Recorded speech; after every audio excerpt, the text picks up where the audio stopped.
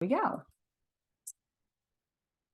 Yeah, so vegan greetings, everyone. Please keep yourselves muted. We're recording this program right now.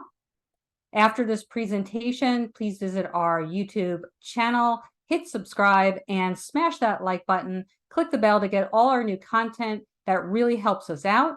And stay tuned to the end for more information on donating to AAM. So welcome to another educational and inspiring AAM program.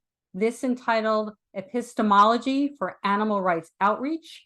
In this workshop, Pete Ryman will explain the nature of epistemology and how it's applied as animal rights outreach in street activism, the role of empathy, developing questioning skills, effective group conversations, addressing challenging situations, and more. My name is Michelle Granberg. I'm your moderator. I'm a mentor and team member with Animal Activism Mentorship. I'm located in New Jersey and been a vegan and activist for 7 years.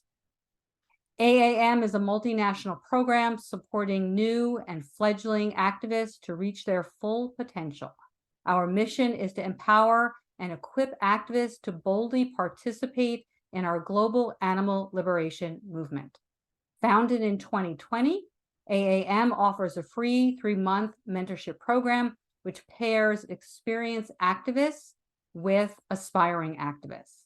Through one-on-one mentoring, we generate an increased number of effective activists worldwide because we know this movement needs more activists. Additionally, we offer free workshops that train and educate our mentors, mentees, and the public. We have a podcast called the Animal Liberation Hour, and we host large-scale in-person events around the country. If you're interested in applying to become a mentor or mentee, or want to get involved or to donate, please visit our website, animalactivismmentorship.com. Okay, that being said, now I get to the pleasure of introducing our presenter. Pete Ryman is an AAM mentor and activist for over 4 years. He is actively involved in outreach, protesting, animal rescue, and public speaking. He hosts a YouTube channel called Red Pill Pete. So go on over to YouTube when we're done and check that out and subscribe. Please hold your questions until we invite them after Pete's presentation, but feel free to use the chat to comment. But as always, please keep our chat respectful and be kind to one another. All right, with that being said, Pete, go ahead and take it away.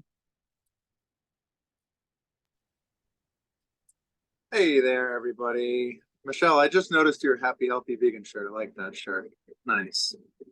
Yeah.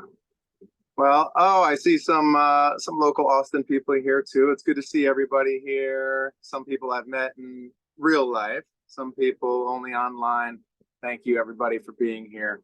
I guess I'll start off with just kind of giving you and sorry to the people who have heard it over and over again. I'll give you my sort of how I became vegan story. My name is Pete Ryman. As Michelle said, I've been an activist for a little over 4 years, been vegan for a little over 4 years. And the way I went vegan was I retired to the back of my retail shop because we were having a slow day. And I put on a Earthling Ed debates meat eater video. And I had never watched anything about veganism before. So I don't know how exactly it got suggested in the algorithm, but it did. And I saw the thumbnail of Earthling Ed and this meat eater. They were standing outside of a slaughterhouse, totally judged Ed poorly and wrongly, and thought he was going to be some pompous, arrogant, sort of know-it-all individual. I didn't know vegans or anything about veganism, and I had my preconceived notions, and I turned this video on to sort of make fun of vegans. And about 20 minutes into the video, I went vegan. So it doesn't take Ed very long to break you down and show you how silly and illogical you're being. But the the meat eater that he was debating, admitted defeat and said, you know what, you got me. There's really no possible moral justification to do what we do to animals, but I like the way they taste and I'm going to keep eating them. And that's when Ed said his famous line that I internalized and it caused me to actually go vegan. And that's when he said his famous line of, what do you value higher, 15 minutes of fleeting taste pleasure or the life of the animal that you're eating? And the guy said, if we're talking about a chicken, I'm eating the chicken. I don't give a shit about a chicken. And it was at that point that I realized I didn't want to be like that guy, and I wasn't like that guy. But all of my actions said otherwise, right? Because I was right there next to him in the grocery store and the restaurant paying for the same things that he was paying for animals to have their throats slit. So I was a walking hypocrite, and I felt this rush come over me, and I had an epiphany after I internalized that question, asked it myself, and the obvious answer for me was, of course, I value the life of an animal much more than my own pleasure. What kind of psychopath would I be to answer otherwise, right? So right then and there, I said, I'm vegan. I don't know what that means, but I'm vegan now. And then I spent the next 3 nights intensely looking up on the internet all these different activists, and I had no idea that there was this whole movement out there, this animal rights movement, and it was still strong. I thought it died in the 80s with PETA and their campaigns against fur. I thought they tried and they gave up. It's gone. But I found this whole movement, and now I was sparked again. Oh, I can actually do something about it. And on about the 3rd day, I forced myself to watch my first slaughterhouse footage, which was 1,000 Eyes by Paul Bashir.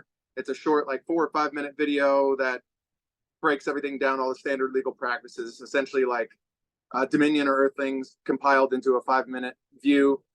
And with sad and angry tears in my eyes, I decided that I would become an activist now. So it is outreach and outreach conversation that turned me vegan and then sparked me to get active, right? So although I enjoy greatly, maybe I even prefer protests, disruptions, pressure campaigns, things that I can sort of maneuver and get real results right away instead of just trying to turn the world vegan one person at a time. I do prefer that, but I still do take part in outreach, and I still do believe that it's an extremely powerful tool, and everything has its place and for different reasons. And so because that was sort of my beginnings, and outreach is what caused me to go down the path that I'm on now, I do hold it dear and near to my heart. And I've always been obsessed with trying to better my approach during outreach, to be more effective. And with this approach, street epistemology, which I'll explain a little bit, the basic definition of it, and we'll get into it. But with this sort of approach, I can now not have a conversation with just one other person, one-on-one. I can now sort of remove myself from the conversation, become less overwhelmed emotionally, because I get to remove myself a bit emotionally. But I can now talk to 5, 6, 7, 10 people at once, because I'm sort of laying a claim and allowing them to talk to one another. And putting them on a spectrum allows them to sort of move up and down this spectrum once they start to second guess themselves. And this started for me about 2 years ago at a Cube, after watching this YouTube channel called Cordial Curiosity. And what he does is he'll sit down and talk to people about any sort of belief that they have, and he tries to question, how fervently do they actually think that what they believe is the truth. And for example, this one video sticks out in my mind. It was about astrology, and he would ask the person in the conversation, how solidly do you believe in what you believe in about astrology? And 1 through 10, 1 being not so much, 10 being the most. So I started doing this at cubes.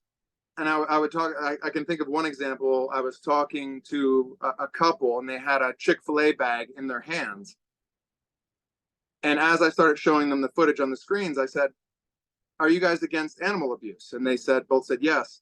And I said, on a scale of 1 to 10, how fervently are you against animal abuse? And they said, oh, we're a 10. So after discussing and showing footage, they came down to about a 6 or so. And then I said, well, you're holding Chick-fil-A in your hands, right? You don't have the vegan options from there. And we talked about it, and they went down even lower. So they came into the conversation at a 10, and they walked away at about a 4 or a 5. So when they walk away less confident, thinking that they thought they were so against animal abuse, now they realize they're not. They walk away and they're going to want to fill in that gap and get back to the 10, right? Okay, I digress here. So the definition of epistemology is the theory of knowledge, especially with regard to its methods, validity, and scope. Epistemology is the investigation of what distinguishes justified beliefs from an opinion. So how true is it what you believe? And it's sort of the study of that. The definition of street epistemology is a reasoned conversation about the basis for belief. So the same thing, sort of reiterate it in a different way. And I guess we can cut now so you have sort of a visual example. How many people in here now? A couple people. Hopefully this idea is new to most of you, and maybe you've never seen it before in video format. So we'll play a short little clip, probably about 4 or 5 minutes of this clip of me talking to some students at the University of Texas, Austin, doing just this, having a street epistemological conversation. And the claim here was that it's okay or there's a moral justification to kill animals without necessity for one's own survival. That I believe that was the claim during the beginning of this conversation. So we'll cut to that now if Trey has that clip ready, and bam. Okay, so if I change the subject slightly, so the subject right now is animals as a whole, an objective term, right?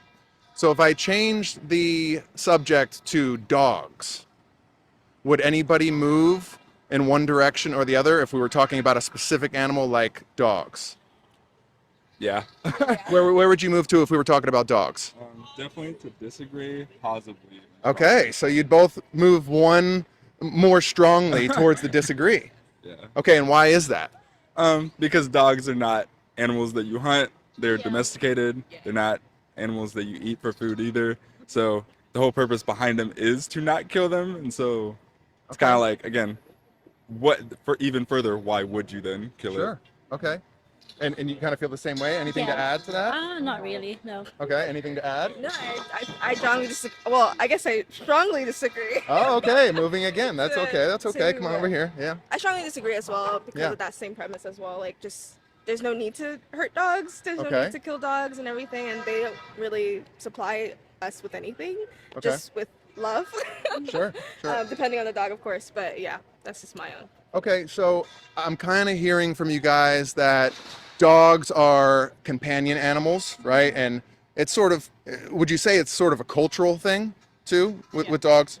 Yes. Okay, if we were to look from the perspective of the victim, say we're talking about a pig versus a dog, do you think from the perspective of the victim, of the pig, do you think there would be any moral difference concerning their life compared to the life of a dog? I feel like it's different because pigs kind of do supply us with a certain type of food and everything. However, I do feel like if I were to see this animal get attacked, I think I would have like an emotional attachment because it's like really hard to see. Yeah. However, I also don't feel like that's fair because dogs and pigs should not be, it should be different, but at the same time, pigs do supply us with a certain type of food. Sure, but to reiterate what I think all three of you said, that we don't need to eat say, pigs to survive. That is So we're true. doing it for what reasons are we doing it for then, if it's not for our own survival? Enjoyment, pleasure. Okay. So would you agree? Tasty. Yeah. Taste pleasure, right? Yeah. You agree? No, I don't eat pigs. Oh, you don't eat pigs. Yeah, Are you they're also vegetarian, vegan? No, I eat chicken and fish. Okay. But I think pigs are also very smart and intelligent. Okay. So Yeah. yeah. So I'll leave you guys on this, since you're all on the same page, sort of about the justification as to why we would consume pigs and not dogs, and it seems to come down to taste pleasure. So I'll leave you on this and ask you this: do you guys believe that taste pleasure is a moral justification for harming an animal? So one's own fleeting 15 minutes of taste pleasure that you get from eating a pig, do you think that justifies slitting the pig's throat in the first place? No, I don't think that justifies it at all. because, Okay, like, I heard a ooh. I don't know. Dang, that's a hard question. I think when posited like that, you would have to say no. Okay. Um, Would yeah. now, thinking about that, would you forget about the dogs now? We're talking about all animals or pigs. Would you go back to where you originally were? Would you move further away to disagree when that question is in your mind and it's posited like that? No, I would actually stay where I am. Okay. Just because, Which is more disagreeable than you originally were. yeah. Okay. Just because I feel like a lot of things are in the first place determined by culture. And Yeah. so whether or not it's a moral justification, I feel like just depends on the culture itself. Sure. And culture has justified a lot of things that Yeah. weren't correct, right, morally in the past. Yeah, And so saying that it's like wrong or not, it's like depends on the culture. In our culture, it's not. Yeah. In a culture where, animals' lives are valued more, it would be absolutely wrong. I like it. Any last words? No? You guys feel like you've learned anything or opened your mind to anything? Yeah? Yeah. I don't want to pigs anymore. You don't want to eat pigs anymore. Okay, I like that. I like the sound. Well, the pig, the victim, would like the sound of that even more so. Yeah. Yeah, I do feel like we need to start realizing that we can't only just eat what we eat, you know what I mean? Like we have Or to who we eat. Or who we eat. Yeah. Yeah, like I think we still need to do research about the things that we do eat and stuff. Okay. And hopefully not only get an emotional attachment to it, but like do some research about the food that we eat. Yeah, So, yeah. for sure. So there's a documentary called Dominion. If you search it on YouTube, it's entirely free to watch. It's about a 2-ish hour documentary, and I think it's narrated by like Joaquin Phoenix and some other actors and actresses. So it's very palatable and easy to follow. Would any of you consider watching that and learning, like you said, a little bit more about who we eat? Yeah, sure. Yeah, cool. Yeah? Yeah. All right, right on. Thanks. You guys were a pleasure. Thank you for, coming over. All right, cheers, guys. That's cool, Trey. Cool. Go back to the, okay. So I hope that was a good visual example of kind of how it's done. In future videos, I'm definitely going to have the camera pointed down more so that you can see the spectrum, the lines on the ground, but you can see there how they moved. So you begin with, in the middle, there's a line for neutral, and then there's a slightly disagree, a disagree, and a strongly disagree, and then in the opposite, a slightly agree, and strongly agree. And everybody starts on the neutral line, so you can have one person up to 10 people plus. Everybody stands on the neutral, you give them a claim, and it could be like, humans are the superior species, therefore we can do whatever we want to other species. 5, 4, 3, 2, 1, and everybody moves so that nobody affects the other's decision. Everybody moves at the same time. And then you see, as you get deeper into the conversation, people start to question themselves, and they can move up and down on the spectrum. And I think you can see the girl that I was talking to there. You can kind of see how she wasn't really having a conversation with me. She was having a conversation with herself. She was coming to her own conclusions. And this is nothing new. You guys everybody knows about, you know, the approach of asking open-ended questions and allowing people to come to their own beliefs and conclusions. And I kind of have like an outline here. I never write outlines for anything, but I just want to make sure I cover everything. So yes, the Socratic method. I totally had a brain fart there, Amanda. Thank you so much. The Socratic method. Yeah. That's all this is. It's just on a different scale, on a grander scale. Instead of having one-on-one conversations and spending an hour and only talking to 6 people, now you can talk to 6 people in 10 minutes all at once. And you can have them have the conversation with each other instead of really having it with you. So I kind of already introduced what street epistemology is. Hopefully everybody kind of understands what it is if you've never heard of it before. It's obviously it's a non-confrontational sort of way of having a conversation. And, you know, I'd rather not be confrontational, you know, like I said, I prefer disruptions and pressure campaigns where it's totally in the opposite. You're being confrontational. And I do that because I know it gets results. But you know, it's a lot easier on the psyche for me anyway. Well, sometimes I do need that sort of release, and it's nice to yell into a megaphone too, to get some of that anguish out. But you know, it is nice to just have a conversation and see people's gears turning and see them flip on the spot and become a little bit more vegan before you walk away from them. Let's see. So yeah, Socratic method, asking open-ended questions and prioritizing empathy to create sort of a safe environment for dialogue so that they can come to their own conclusions. So, you know, allowing them to feel safe in whatever they're about to say, but still, that doesn't mean we just let them get away with whatever they want to say about animals and completely disregard. You know, we do hold them accountable. You still do hold them accountable in these conversations and bring it back to the suffering of these animals. It doesn't mean you have to let them get away with these sorts of things. You know, you can walk that fine line there. But let's see, fostering open-ended discussions with empathy, active listening. So I'm bad at this when I'm doing outreach. I wanna fact them constantly. I just want to fact you and fact you and fact you. And no, you can't say that. I know the facts about this. I've been obsessed with it for years now, and I can tell you right now why you're wrong. And this is a good practice for me to get better at, just being quiet and allowing people to come to their own conclusions, to discuss the topic with each other.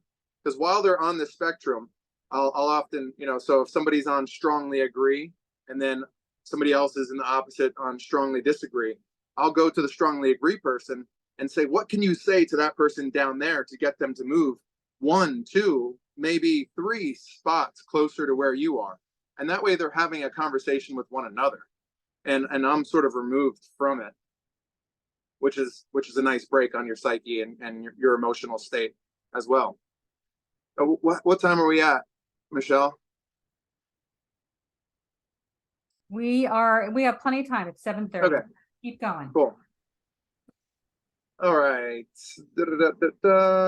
Developing questioning skills. Yeah, I'm kind of just reiterating, asking, you know, I guess it's important to differentiate between like neutral questions that encourage exploration of thought, and then sort of like leading questions that can seem more biased. So, you know, asking questions like, what do I have here as examples? You know, just what led you to believe that, instead of facting them and getting into your own beliefs. Just what led you to believe that? Or can you elaborate on that, please? You know, just asking these simple questions like that opens up the doors for them to search and explore their own thoughts and come to new conclusions. And I hope that video we just watched is a good example of that too. You saw them move, and I think we'd all agree they I don't think they went vegan on the spot, but they certainly left that conversation a little bit more vegan, right? And hopefully they all went home and watched Dominion, and that was the rest of their point system, and at least one or two of them did go vegan. Let's see, customizing this sort of approach for animal rights. Obviously, you can use the street epistemological approach for just about any topic, and I'm sure you can easily see how you can use it in the context of animal rights, right? You know, you can come up with pretty much any claim. There's a moral justification to slit animals' throats for your taste pleasure. Humans are the superior species, therefore it's justifiable to do whatever we want to another species.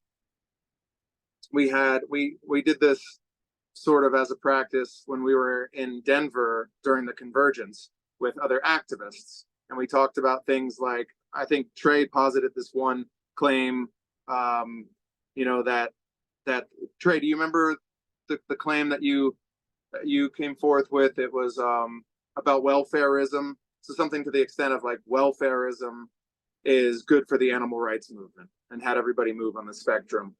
Yeah, so you can literally, that was it, right? Like that, yeah. Something like that. Again, reiterating just the benefit of having group conversations. So like I said, instead of it having to be a one-on-one conversation, which can oftentimes get a little bit more intense, and you can both be a bit more on your heels when it's just one-on-one. And in this case, you get to have conversations with multiple people at once, and it's not all on your shoulders. You can sort of take a back seat, come in when you need to, and redirect, and hold people accountable. Obviously, de-escalation techniques, you don't have to use them as much with this approach, or I haven't had to, you know, just speaking from anecdotes. I haven't had to, you know, de-escalate tense situations or conversations because they don't occur as much when I'm having these conversations with multiple people at once and allowing them to talk to one another. And you can always, you saw how in that clip that we just shared too, if we're not really getting anywhere, you can always switch it up too, like mid conversation. Because we were talking about pigs or animals in general in the beginning, and then you saw, to get them to think a little bit, I switched up the subject to specifically about dogs to try to get them to move. And then once they moved on the idea of dogs, the question can then be asked, like, now what's the moral difference between pigs and dogs?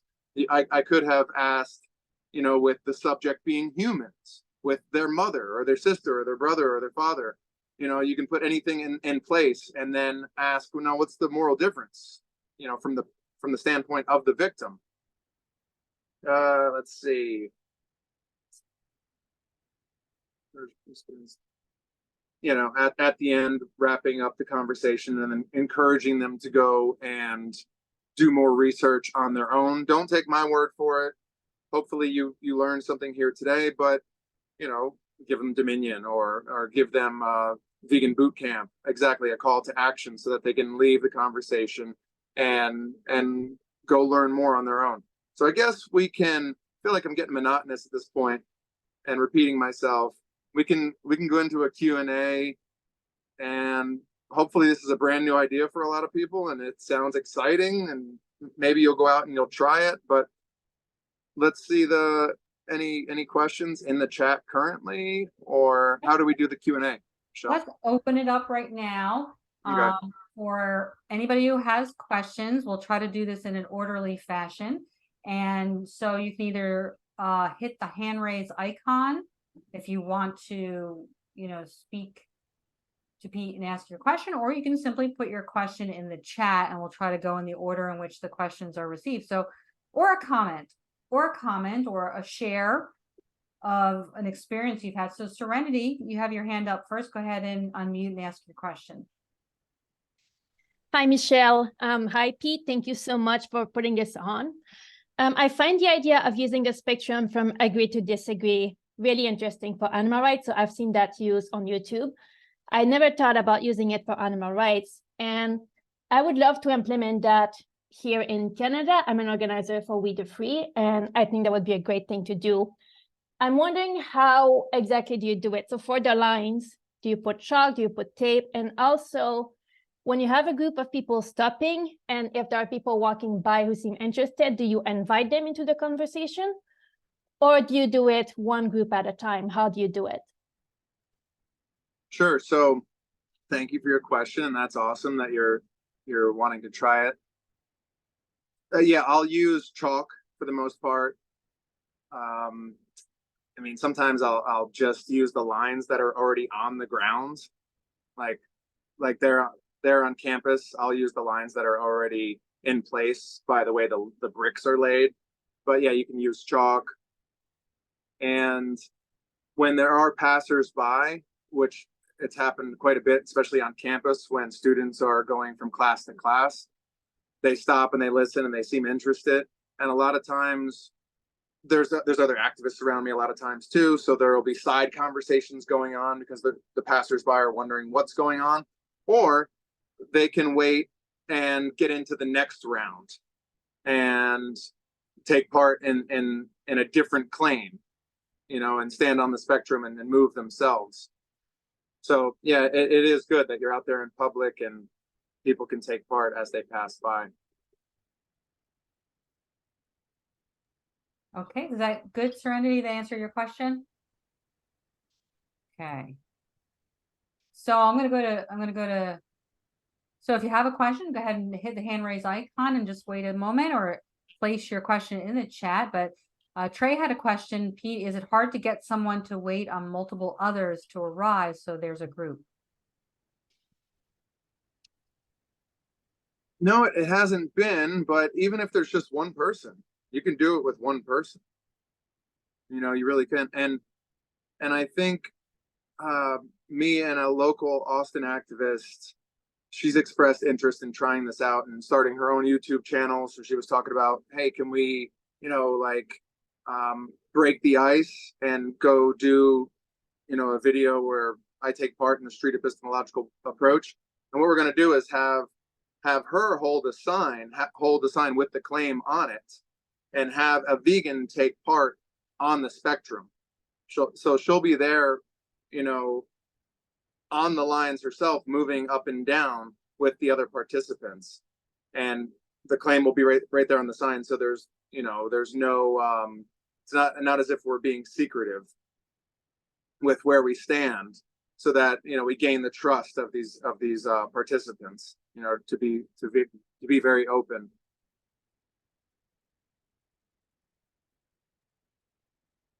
That kind of answer it, Trey? And I went a bit tangent. Think so.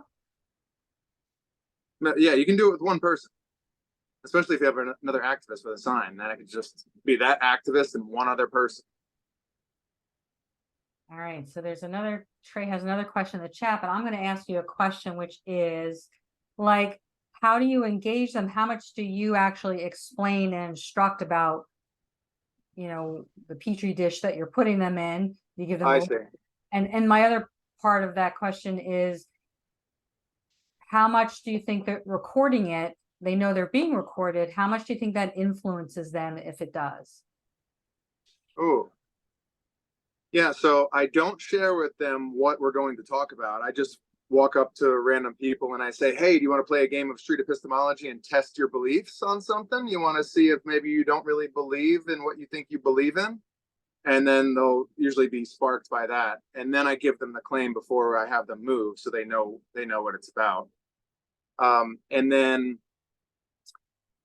wait, repeat the second part of your question, Michelle. It was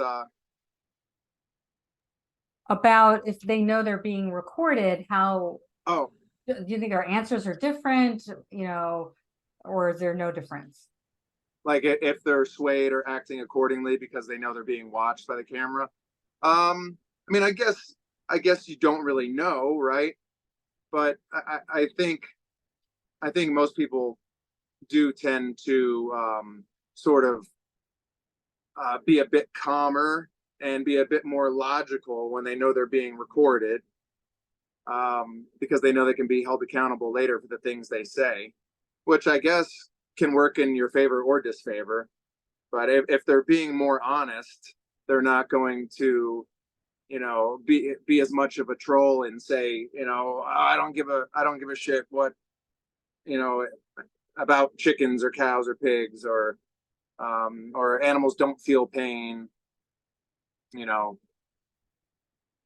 But yeah, that's a good question. I don't know. Yeah, we don't know. It's interesting. Yeah. Sometimes people are on their best behavior, and I think that's probably a good thing. We Yeah. want to be in our best behavior a little bit more. But so Trey asked in the chat, how often do you get other people listening to the conversations you're having that aren't participating? Is there ever like a gathering, like a circle around where people start to listen to what's going on? That'd be Yeah, great. that's kind of what I was saying before. There's other conversations that start because of people passing by and listening in, and other activists will start having conversations, or I'll be able to have a conversation with them after the street epistemology game is over. And there's a few videos on my YouTube channel that are one-on-one conversations that have been sparked by me doing the street epistemology thing. So yeah. Nonetheless, when you do record them, they live on the internet forever. Even if it's just 5 other people who see them, that's 5 more people who wouldn't have otherwise seen them if you didn't record, right? Yeah. So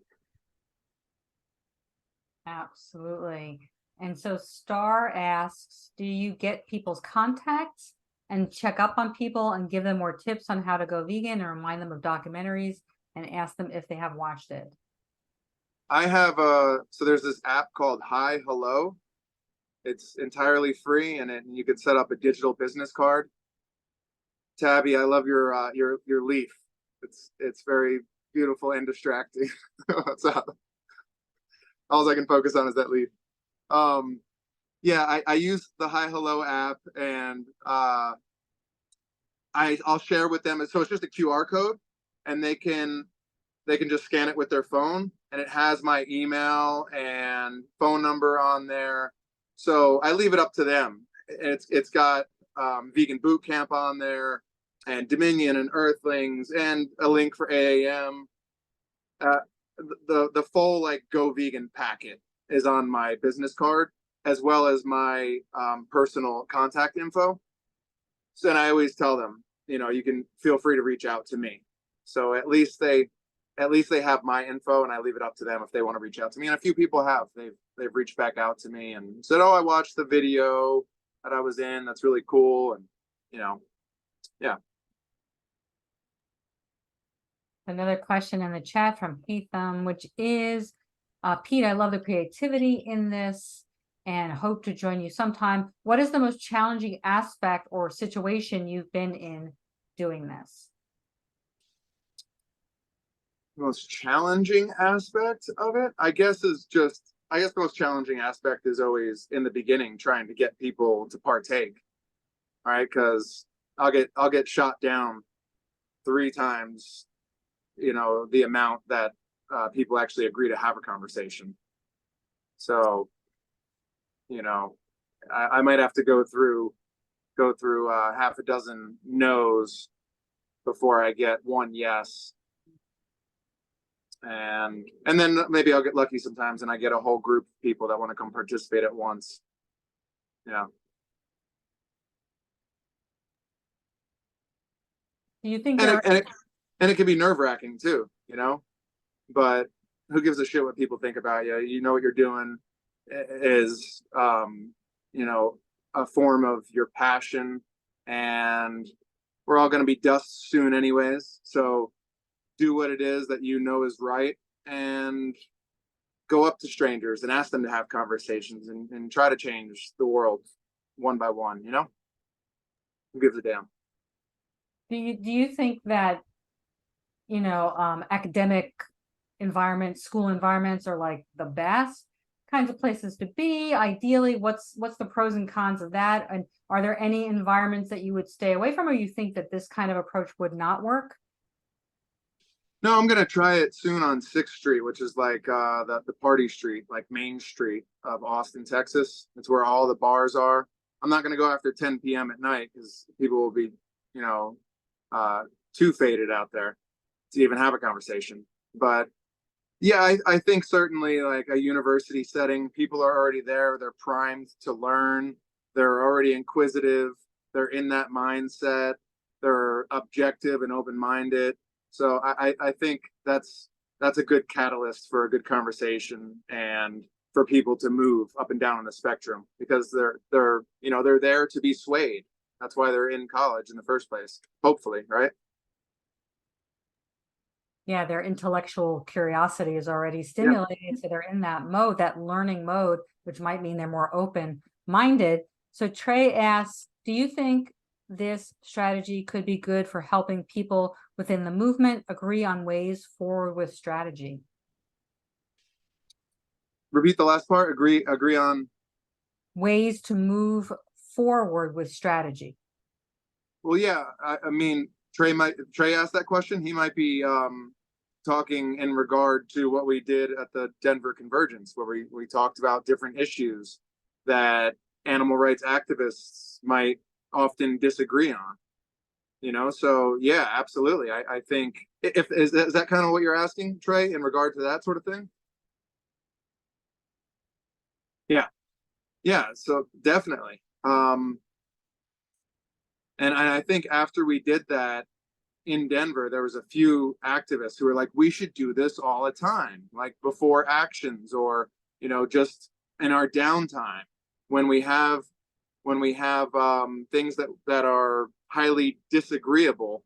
We should talk about them in this way and use this as a tool to do so, because we are small but mighty, and there are a lot of things that we agree on, and there's a lot of things that we disagree on. But what we can't allow to happen is the things that we disagree on, them being a reason for us to digress and depart from one another, because we need to stay as closely knitted as we possibly can. So this could be a tool to keep us more in alignment with one another. Yeah. Okay, we can still take a few more questions if anyone has. Although Star is asking, maybe when you're done, if you can put the link to your business card so folks can take a look and can share that as well. So any other questions? Anybody want to raise their hand and share an experience, or ask a question of Pete? Not everybody at once. Don't everybody rush in.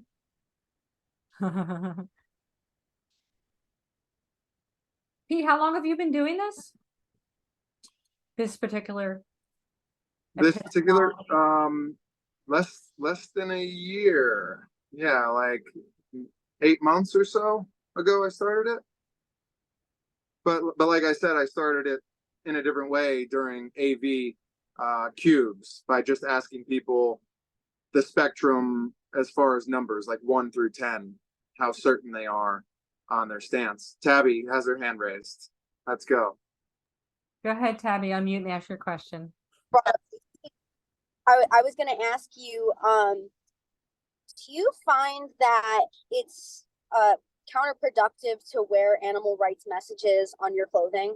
Because AV is super strict about that, and I have mixed feelings about it myself. So I guess I was just curious what other people's opinions are.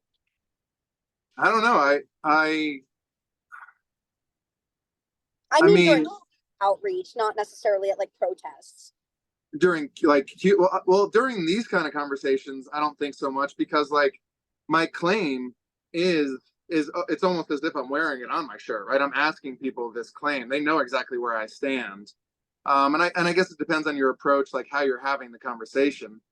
And of course the message, like does your shirt say, if you're not vegan, fuck you? Or does it say be kind to animals? You know what I mean? So I guess it depends on the message. But like I said, your claim, you're putting it out there verbally. So I mean, I guess I refrain from it, but not on purpose. It's not like I don't wear, my animal rights shirt to go shoot a street epistemology video or have a conversation like that on purpose. In a recent conversation I had a hat on that said "meat is murder," And I don't think it changed the conversation at all. The person I was speaking to said that I was aggressive, but that she appreciated that my aggressiveness. So I guess it depends. It's everything's so subjective. What do you think? I don't know. I think when it comes to cubes of truth, it kind of makes Yeah. sense not to all be wearing. I feel like the word vegan might be the one that gets people see the word vegan and they're like, all up in arms, and everybody hates vegans, so like Yeah. I think that like maybe like you were saying, like be kind to every kind or stuff like that, maybe no. But like yes, maybe if you're not vegan, fuck you, or carne die kind of stuff. But yeah, I was just curious because I noticed in that video that you weren't wearing anything animal rights or like that. So I was wondering if that was something that you do. No, not But on I purpose. guess you're right. If the claim, makes it very clear that you're there for it. Okay. Thank you, Tabby, for your question. Yeah, and a lot of times I'll have the claim on a sign too. So it's almost as if I'm, wearing it on a shirt. But yeah. I agree with Tabby too about like at cubes, it's a little bit different. Yeah. So Caitlin has a question that might be a little off topic, but about your YouTube channel. I guess how you got any suggestions or tips for getting started with that, an animal rights YouTube channel, and have you seen any uptick in your viewership since you started posting the epistemology videos, or are they more popular? Do you get more views for those or less? I don't know. I think they've gotten decent views. Some of them, some not. I don't know what the hell the algorithm does.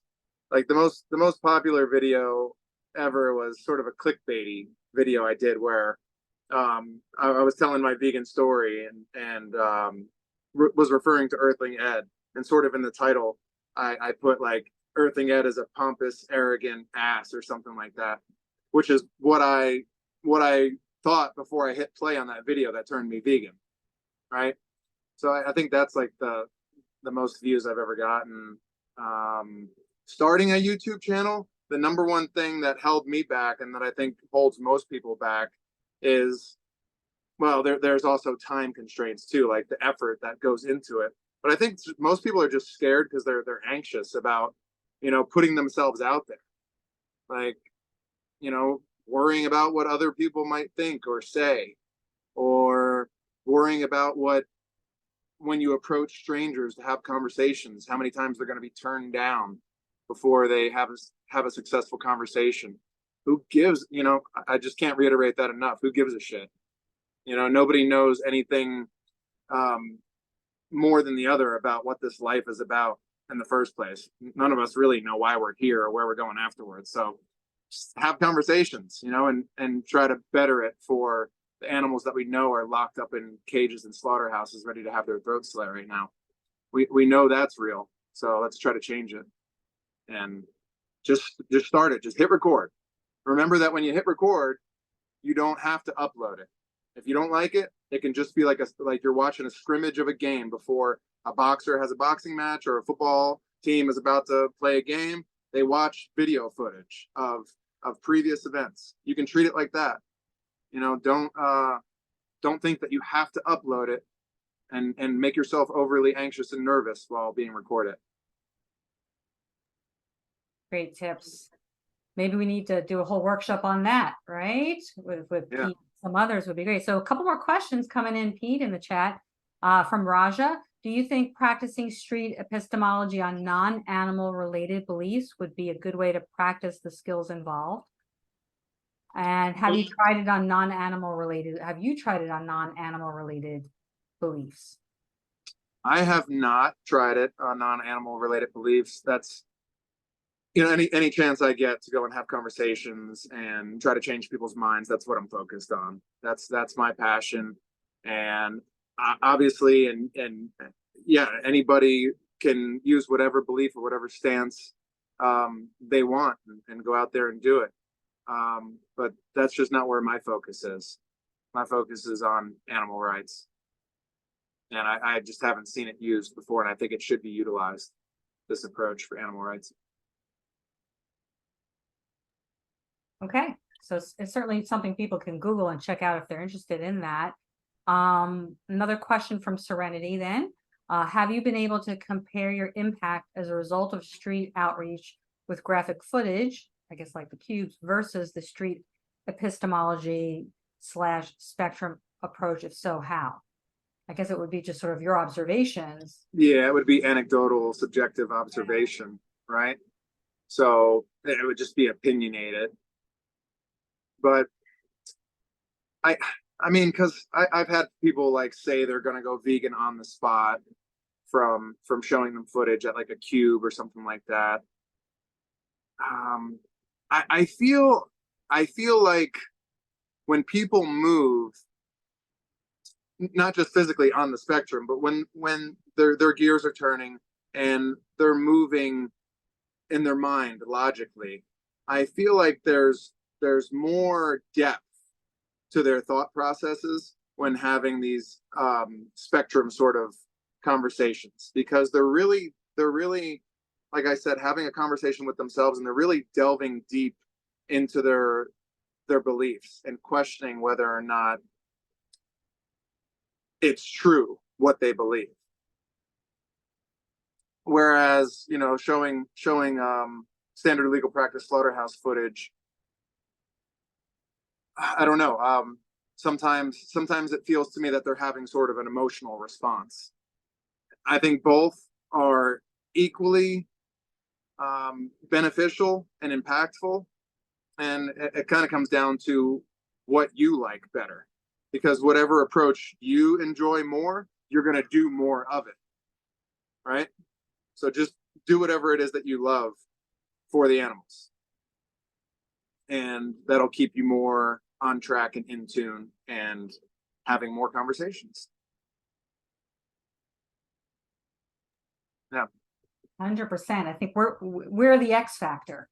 It's not as much, it's the method, of course, but we're really the X factor, what makes it sing, what makes it come to life, the conversation. Yeah. And another thing to point out on top of that, Michelle, you just made me think of it, is there's a high probability at like you know, cubes, or if you're holding slaughterhouse footage, there's a high probability for having you know, someone get real pissed off at you, and it becomes an, you know, more of an argument, or, you know, much more of an emotional response. With the street epistemology approach, it like really removes all the emotion from it, and that they're just talking about their beliefs. Yeah, the footage for a lot of people makes people avoid the cube. They'll walk as far away to avoid it as possible, we've seen, and it's a deterrent and a hindrance. And well, those are just not the people you're going to have a conversation with that day. But this seems to be softer and friendlier in some ways, and you have a chance to put, you know, to be friendly, to be a friendly face, and then lead them into it. Yeah. Tabby, do you have another question you want to unmute? I just kind of have like a comment. I totally agree with you that like people will like avoid the cube, or they like will purposely not look while they're walking past. And that's why I started to do the 3-minute movie challenge with We the Free, because it's a lot friendlier, where you're like, I'll give you a prize if you watch 3 minutes of footage, and people go into it with an open mind, you know, and so that's really cool. If no one's ever heard of that, you should definitely look it up. It's another way to be not so scary looking. Nice. Thanks. Yeah, and again, it just comes down to like whatever approach you like the most. Just use that approach, because you're going to do more of it, and you're going to enjoy it more. Yeah. Any other? And then also, please disrupt and protest and work on pressure campaigns too. In other words, just do it all. Do it all. Do as much as possible, as many times as possible, on a continuous basis. And yeah, but take breaks also. And take breaks. Yeah, watch it. And take breaks. Now, did I miss your own mental health? Yeah, exactly. That's another workshop as well altogether about managing burnout and, compassion fatigue and grief and all of the things we experience as activists and vegans. Did I miss any questions in the chat? Trey, do you have any additional questions? If not, if that's okay.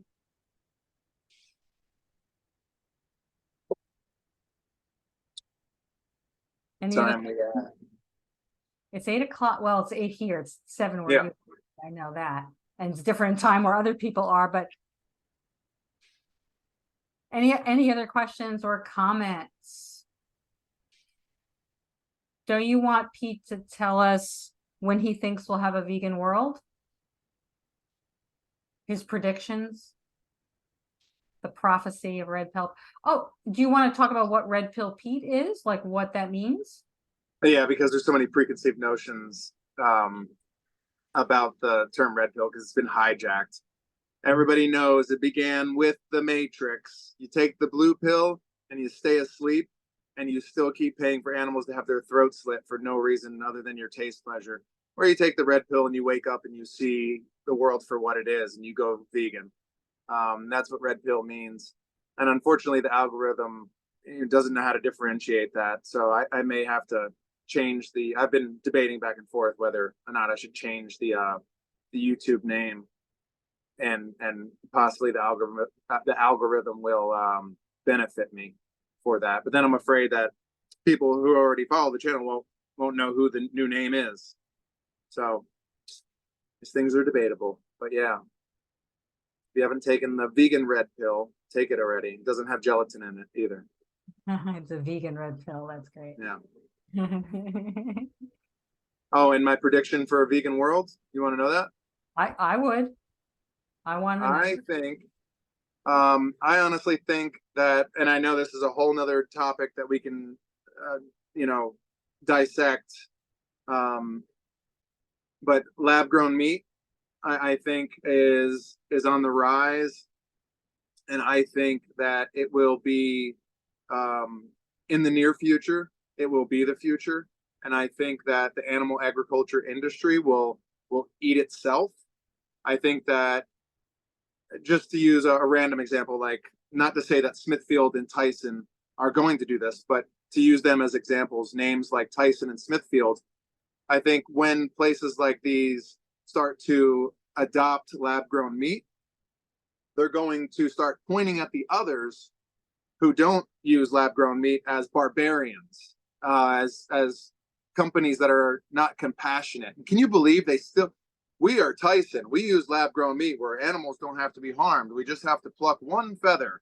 And these barbarians over here are still slitting animals' throats. Meanwhile, they don't give a shit, about animals. But I think they're going to, that the whole industry is going to eat itself. And I think that will be the main catalyst to a vegan world. And I think that due to environmental sustainability, governments are going to come in within my lifetime and force veganism on the world. So I think the future is vegan no matter what. I think we can get there much faster if all of us are active. And I think that we can lay the groundwork and foundation for future voters. And I think there's a lot we can do now with certain campaigns to shut certain things down that will save animals' lives right now in the moment. And we should do so, and we should get active yesterday,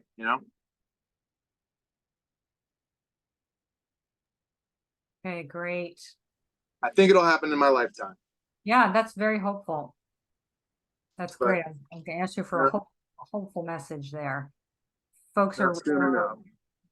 welcome to put your comments in the chat on that. Star Love says vegan by 2026.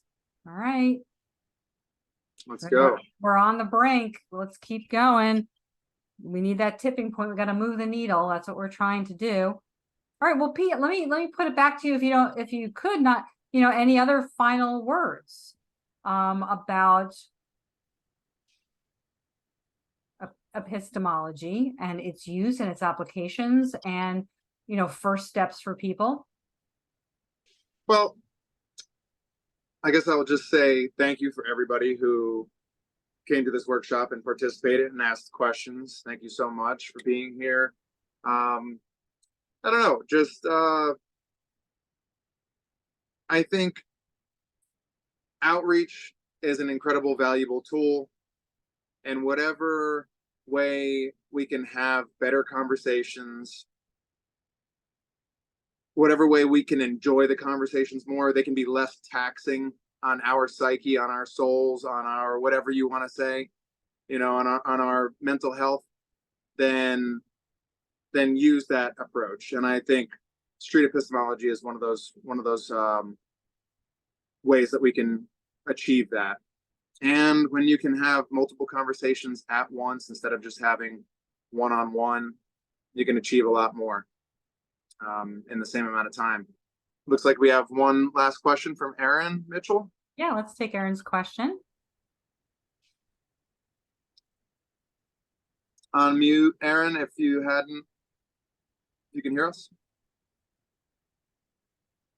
There you are. Hey, can you hear me? Yeah, Sorry, there you go. I was having some issues. I was just wondering, I wanted to get your thoughts, Pete. You're very active, very vocal, very passionate, obviously. How would you kind of say get people who are vegan but not necessarily so active and vocal to realize the importance of it? Any suggestions? Ooh, so vegans who are inactive, like how to get them active? Yeah. Ooh, yeah, it's a tough one. That's like, you know, that's almost more difficult sometimes than getting pre-vegans to go vegan. You know, because some people just have this stance that, oh, you know, I'm not an extremist. People should be able to do what they want. You know, they still believe in freedom of choice, but forget about the choice of the animals that are having their throats slit.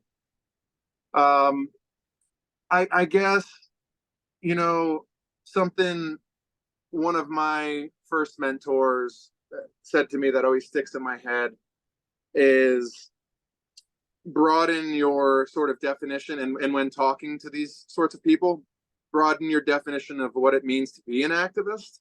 And I remember he said, I don't know if he intended to like say anything profound to me that day, but I had this sort of like this definition of what an activist was when I first got active, and he was like, no, Pete, you know, you could just, you know, if all you can do is post on social media, and if all you can do is you're a mechanic and you go to the sanctuary on the weekends and you fix their four-wheelers and their trailers and work on their vehicles, if that's all you can do for animal rights activism, then that's doing something and you're an activist.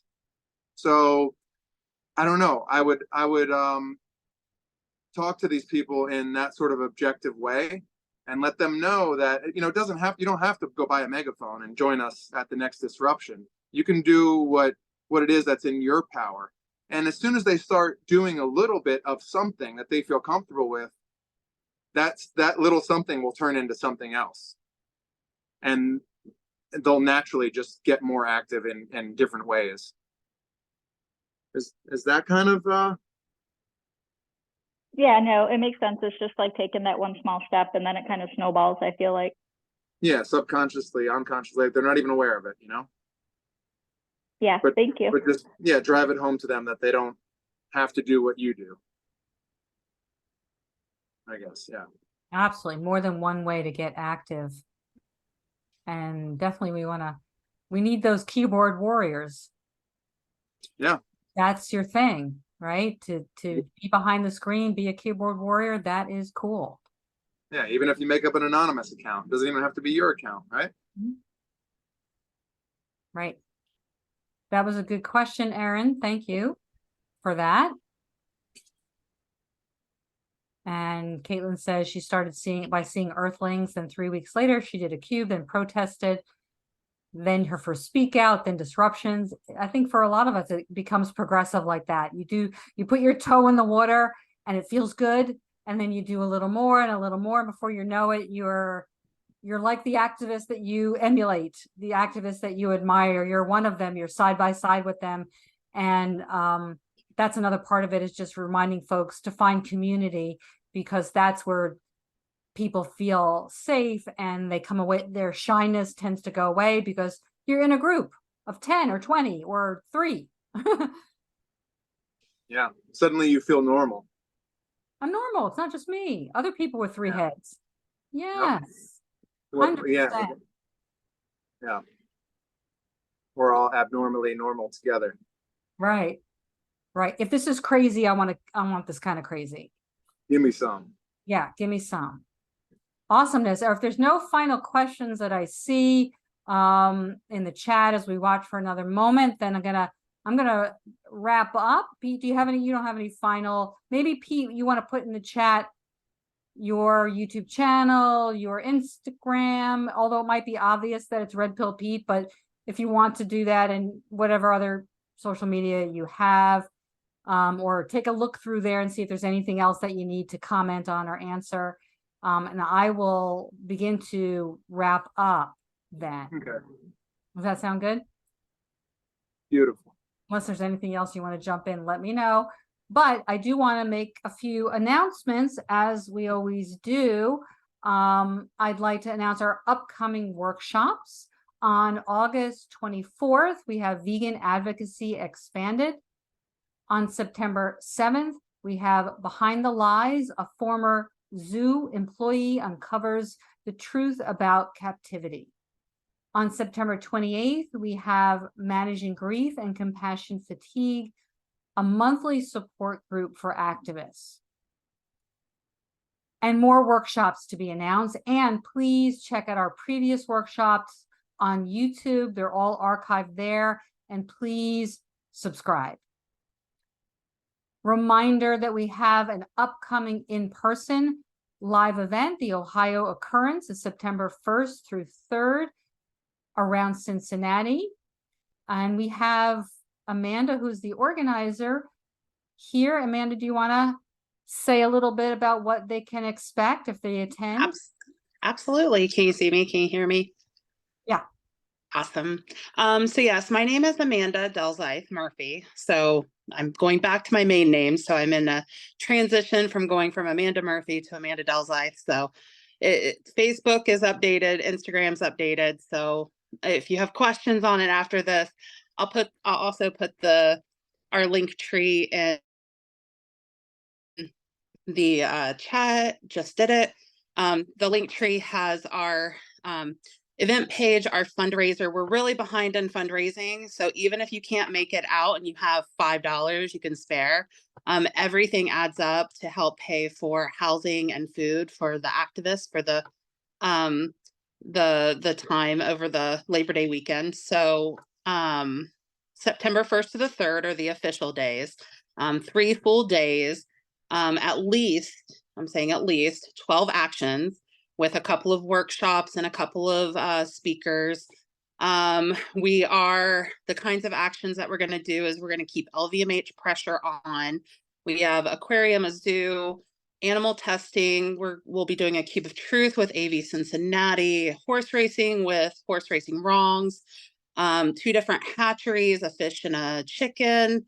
We're doing a slaughter-free network, collaboration with Cook Foods. We're doing a food giveaway with a collaboration with the Plant-Based Treaty and doing some outreach and stuff. The organizations that we're working with locally this year are found on our link tree as well. Socials, I have socials for on Facebook and Instagram for Ohio Occurrence. Also, the event is on the AAM link tree as well. You go to their link tree and they have our link tree linked. A lot of links, but super excited. We're getting really close. We actually just had one of our weekly meetings, making sure we're getting everything together. So super excited. We do have a waiting list right now for the house, but still, if you're going to be in the area, please register. If you know anyone that's in the area, please register.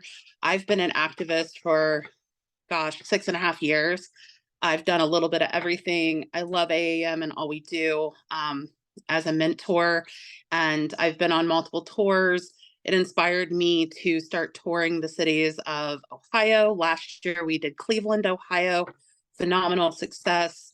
They're still very active up there. This year, Cincinnati, and next year, Labor Day weekend, Columbus, Ohio. So if you can't make it this year, Labor Day weekend next year in Columbus. So the social medias are constant.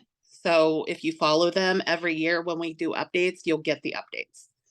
But that's all I have. Unless you have other questions, please feel free to reach out. My personal activism handle is Gem City Vegan across all platforms, or Ohio Occurrence. So thanks.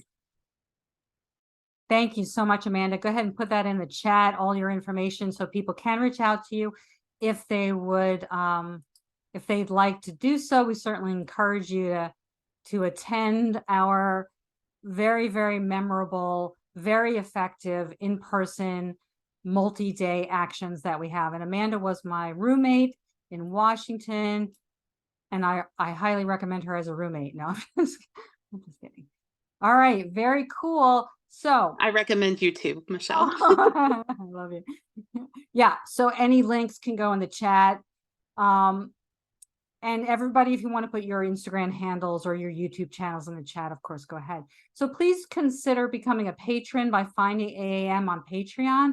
Your donations allow AAM to continue to provide free educational resources for activists, which ultimately saves more animals.